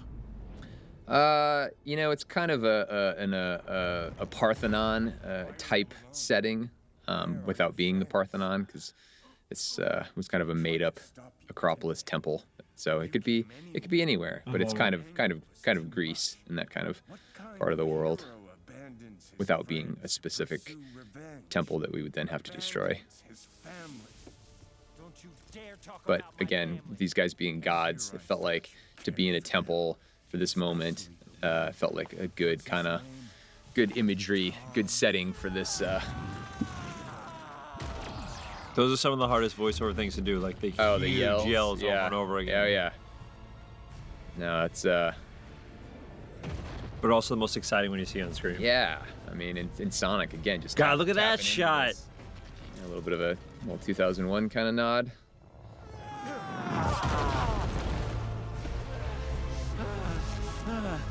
Go ahead. Finish it. What are you waiting for? Do it. I'm right here. You didn't let your pain change who you are. Good job, Jeff. Good job, James. I mean, just time and time again, coming in and giving us great stuff. And it's never, I mean, it's so hard acting to nothing. But he's always given us incredible stuff. But yeah, this moment of them finally. There are no winners. It's also the same position that Knuckles and Sonic had. Yeah. Hard if you think about it, which is a great little nod. Yeah, and we don't go out of our way to do that. It just, in this setting, knowing they needed to have this conversation in this fantastic place, being on the moon. Wow.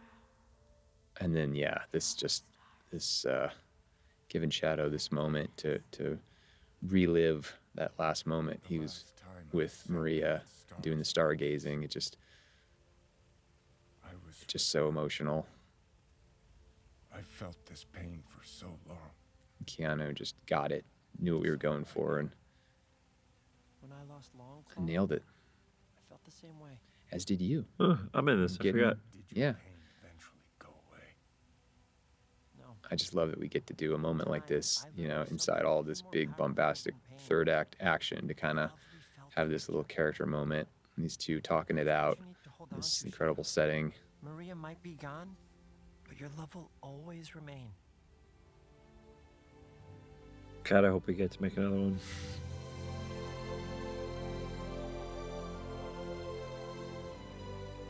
And then lending opportunities for visuals like that. The light shines, even though the star is gone.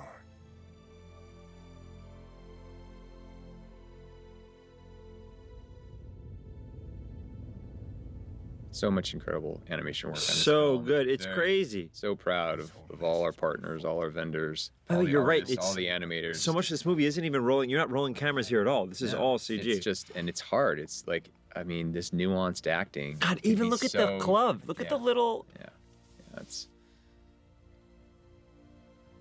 I missed that line. I guess I'll just watch it later. One more thing I learned. All right, get ready for it. It's coming. Those power chords. It can only be one thing. Crush 40, live and learn. You know what had to happen? New recording or same recording? No, this junkie, Tom Hulkenberg, just came in and created a new riff on it that just kind of took the best elements, and we wanted something orchestral, but I love that beat. Oh yeah. That's right, New Hedgehog, and everyone loves it.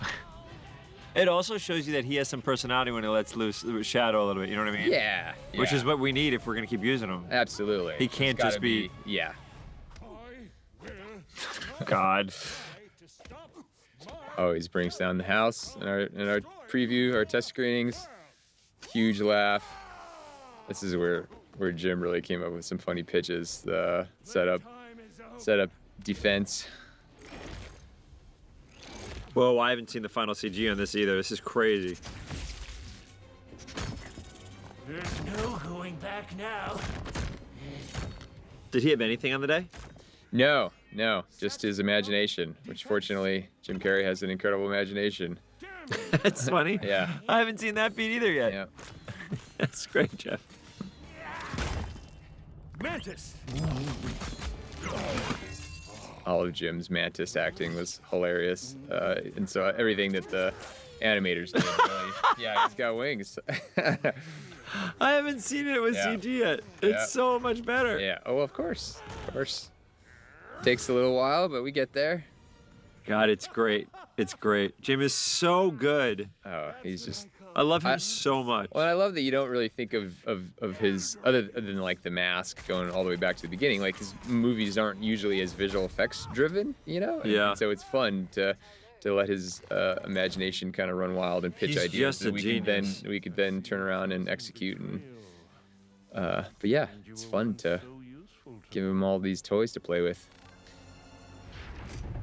So this sequence, got to give a shout out to Blur Studio, my alma mater. Yeah. This was all created by Blur for us. Tim. I knew this was gonna be a very. God, I haven't seen this either yet. Oh, you're gonna love this. I just saw a rough. Yeah, this is one of the last things we finished. So, but this is. The sequence, even when it was rough, was amazing. Oh yeah, well I mean, seeing them fight side by side. I mean, we just knew it had to happen. We couldn't just pass up this opportunity. Oh, come on. Yeah, it's it's just an incredible amount of work, but wow, man, not be more excited by the results. Oh, come on. Sonic Adventure 2. Oh, baby. that's great. Huge smile. Don't do this. Sorry, kiddo. Bringing your grandkid to work day is over.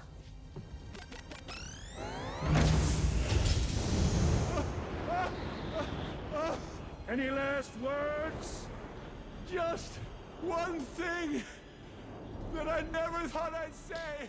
Jim gave us a whole bunch of really funny. It was hard to cut this down. It had a little bit more of a monologue quality, but ultimately we had to whittle it down. Yeah. I like, but that moment works like that too. That moment works really well like that too. That's always it's the embarrassment of riches problem we always have with Jim, is that he gives us so much stuff. It's always so hard to cut any of it. Grandchildren. All the fun and none of the responsibility. Who said life was pointless? Huh? Oh, right. You did. Now, he's dead, correct? He certainly looks dead. But, you know, there's one rule of filmmaking these days is you don't want to do anything you can't come back from. I mean, Ivo's come back twice already. He's fallen down from absolutely fatal injuries. You could fall off a 200-foot mech, you know, if you land right, hit a nice soft patch of sand. Do you think the DVD commentary were the original podcast? Kind of. They kind of were, weren't they? Yeah, just for real. People talking. Yeah, absolutely. I guess radio's really the original podcast. Yeah, radio deserves the credit. So this is the second part of that Blur sequence, which yeah, just love. I could watch those two, Supersonic and Super Shadow, fight side by side. I have a feeling you're gonna get another movie to do it. That's probably the last line we recorded, I think. This might hurt a little. We did that a couple times too. Shot. Very Peter Pan, that shot. Yeah, Big Ben at night. Just iconic. So this was your plan? Oh, I haven't seen it since I think you made a little adjustment to this. We can't stop the cannon from firing. Again, fun, these little team-ups and pairings. I've never seen Robotnik kind of, Robotnik and Tails teaming up, do something, help save the world. It's a little tight. Definitely not. If we got a fourth movie, do you know what you want to do with it? It's impossible to not.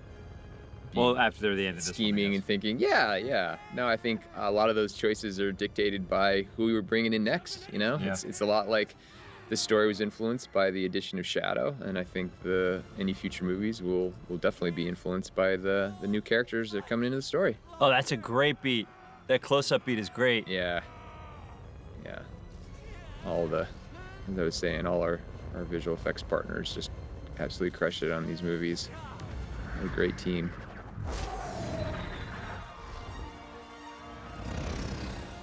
Yes!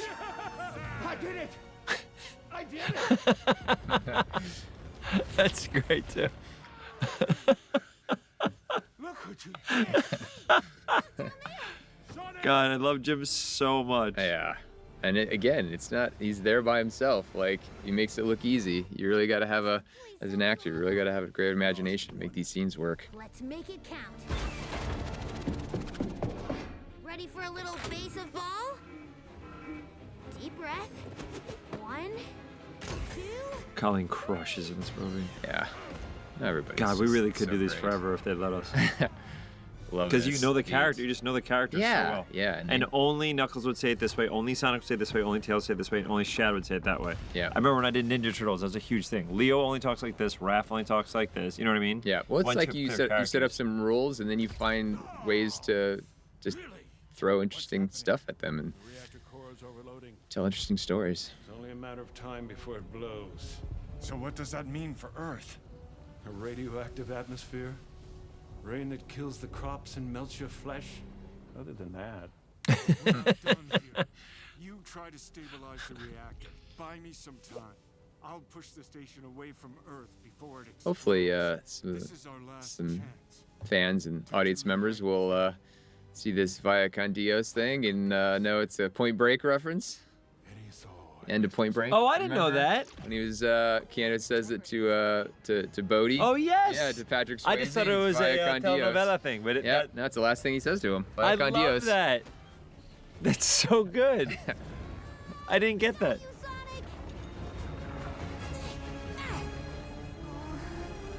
God, I love my little blue guy. Yeah. What is that doing technically? So his bracelets, they're kind of like power inhibitors, and so when he takes them off, basically it means he can use every ounce of his power. Again, not something you want to take screen Too much to time. explain, but it'll mean something. It also to, just- to the fan. also- or you ask the question after you see the movie, like, what did that mean? And then you can find the answers. But also for him, it's like, you know, like almost being like, I need every ounce that I can get for this. You know what I Yeah, mean? exactly. He's going full power. Exactly. Like I'm not. Yeah. Yep. Could technically be Jim's last scene. This, when filming it, did it feel like that or no? You certainly want to approach it that way. You don't want to God, look how kind of cool it kneecap is. it by. Yeah, this is This is Dr. Ivo Robotnik. our visual effects vendor studio called Finn did really great work on this sequence and helping us design the look of the energy reactor. But here we go. This is it. The big goodbye. I mean, what they've done, what Lee and Jim have done with these characters in the last three Unbelievable. films, it just deserved the best. It just deserved a great emotional send-off, and I can't think of a more appropriate one. A sick friend. A sick friend. By the way, you should say the idea of this live cast. There was earlier versions of the movie where he was live casting. Quite It's a bit. true. It's true. It's a little. But this bit of an works totally orphan. by Yeah, itself. of course. Everyone's streaming in one shape or another. So But I think it's like it worked perfect here, but people wouldn't know that there were. there was a more couple scenes there where was he a more live social casting also. exactly where he was live streaming the mission. The and, El Fuego Caliente or the yeah, the Huevo Telenovelas. Diablo. Yeah. Yeah. All this stuff. Again, Lila Brown just did an amazing job. Love all that Shadow Marine stuff. Yeah. This is gorgeous, man. Just how to wrap up all these characters. Yep, and then working as a team, everybody having each yeah, other's all back. interweaving Beautiful. it all here, and just letting the music kind of just drive it all. Tom again, Junkie, just crushed, giving us a great score. I guess there's only one thing left to say. And that red suit, oh, fantastic. It's been a real drag. Eggman. How many different versions of what he said last was there? There weren't that many. So it's Sometimes been when real it just drag, feels thanks for nothing? when it feels right, it just kind of feels right. Superman reference? James Gunn reference? Sonic, look.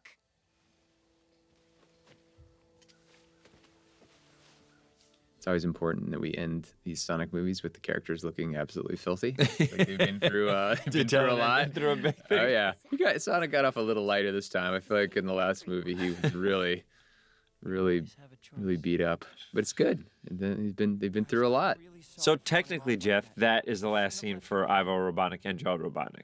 Technically. In the context of this film, yes. Okay. Could they come back?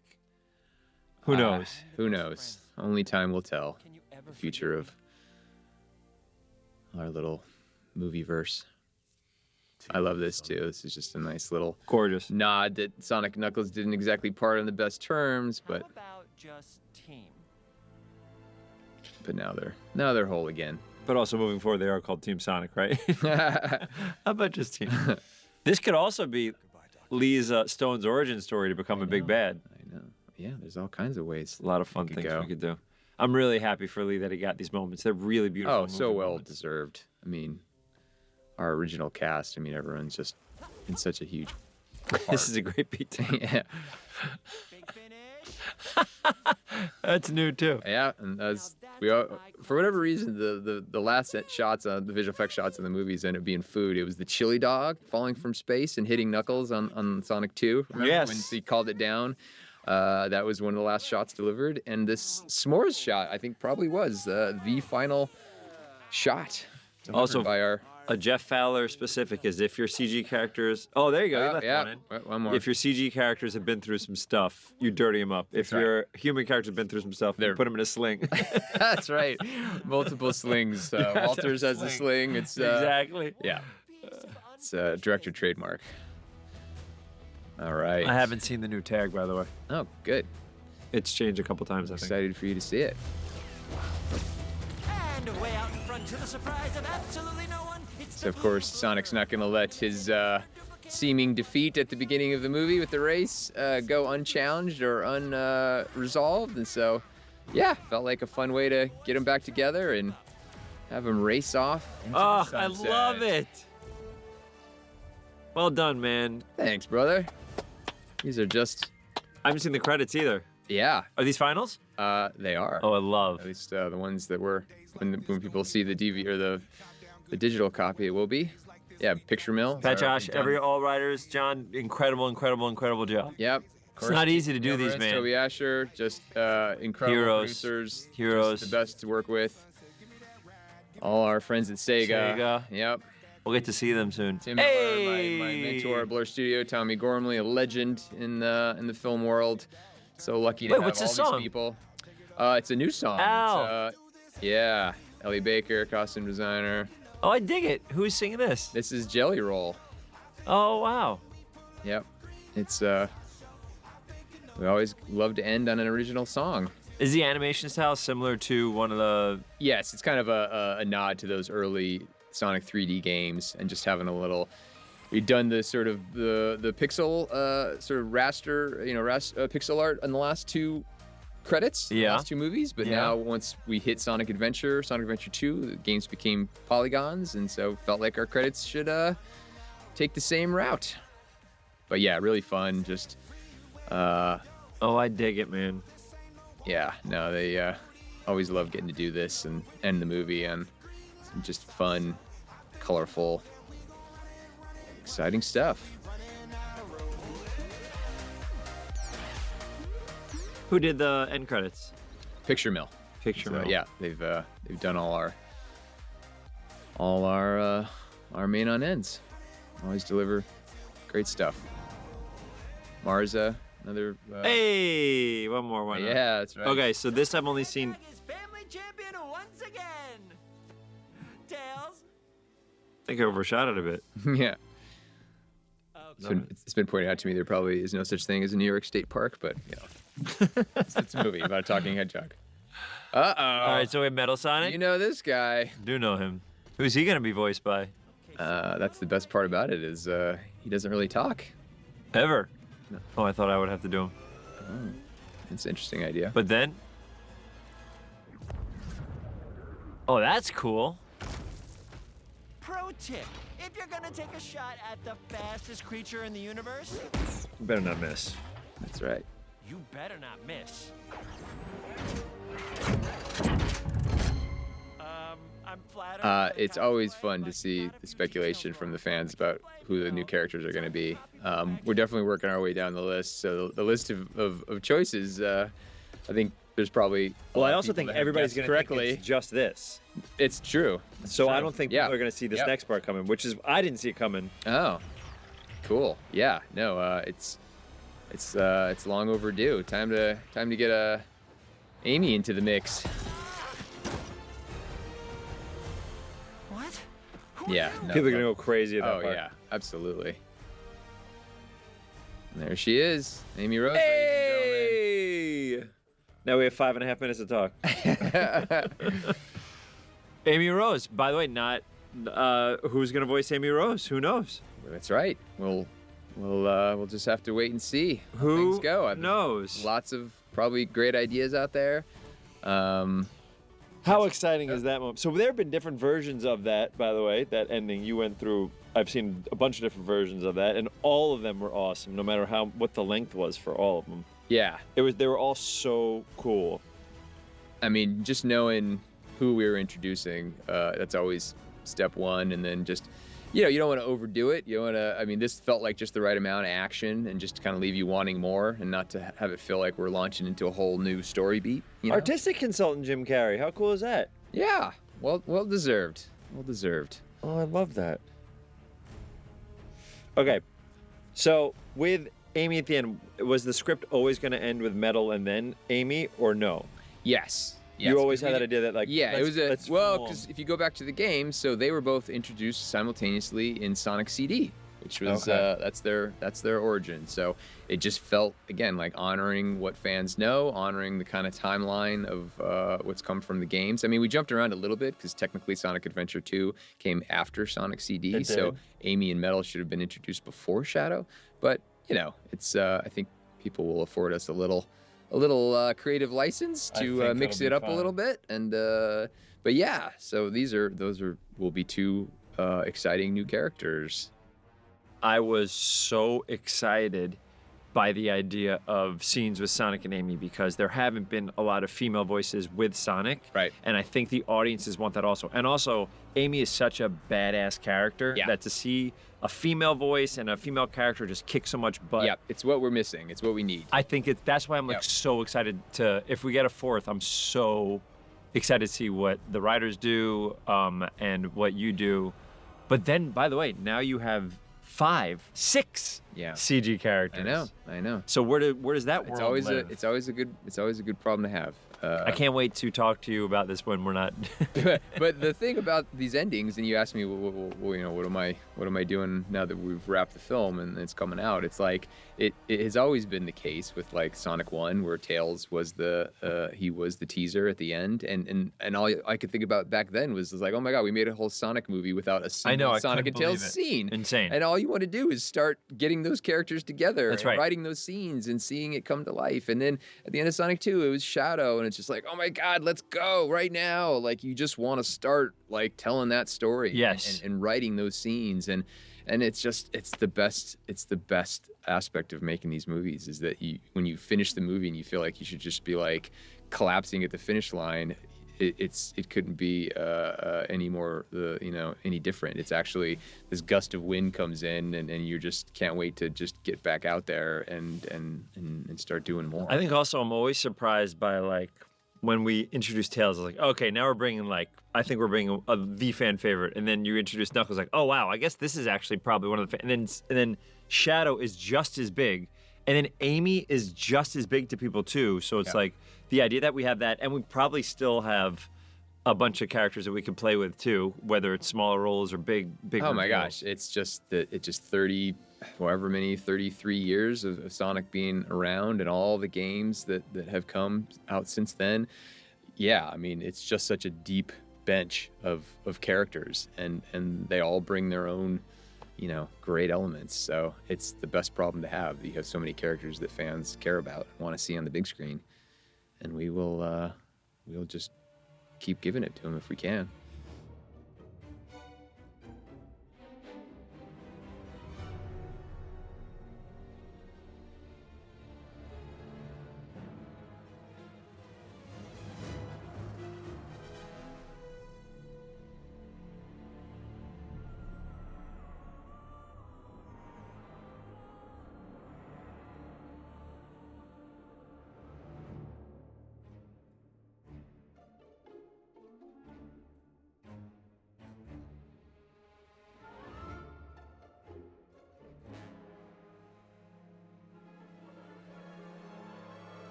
My goodness. I hope we make these movies till we're 1,000 years old. No, I they're- hope we make this movies. You know what I mean? They're a blast. They really are. And also to see them in theaters, anytime we're lucky enough to see them in theaters, I know people are getting this DVD and hearing this now, but it's like the idea of being a part of like a big like Hollywood movie is like a dream of mine. I'm sure yours as well. We're both little nerds that grew up whatever. Oh, So yeah. it's like We're living the dream. I mean, to 100%. get to make movies like this that celebrate everything that we loved about movies when we were kids, but not only the movies, also the games. It's like to get to celebrate all the stuff we love and and tell stories and put that back out into and the also to world. have a real we helped a little bit with the idea of making video games turn into films and it be successful. Okay, you gotta All right, explain here we this. go. Yeah, well, we can't leave people thinking that Shadows is gone for good. So we You can't get definitely- Keanu Reeves and then pretend it's over. Definitely wanted to let fans know that we weren't done with him just yet. So he'll be back for more. All right, great job, buddy. Yay, well Until done, next time, Jeff. see ya. Bye, guys.